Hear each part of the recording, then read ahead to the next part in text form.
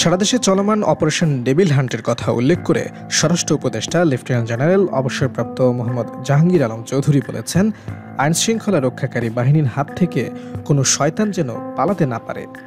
মঙ্গলবার রাজধানীর রাজারবাগ পুলিশ অডিটোরিয়ামে আয়োজিত দেশের পরিবর্তিত পরিস্থিতিতে মানবাধিকার ও পরিবেশের উপর গুরুত্বসহ আইন প্রয়োগ বিষয়ক কর্মশালায় প্রধান অতিথির বক্তব্যে তিনি এসব কথা বলেন।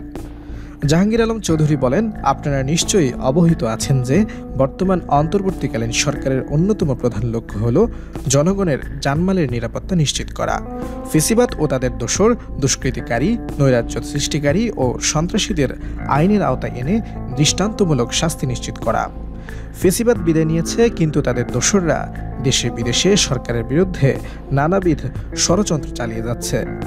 তিনি বলেন, তারা এই দেশের জনগণের সম্পদ অন্যায়ভাবে লুটপাট করে অঢেল অবৈধ সম্পদের মালিক হয়েছে।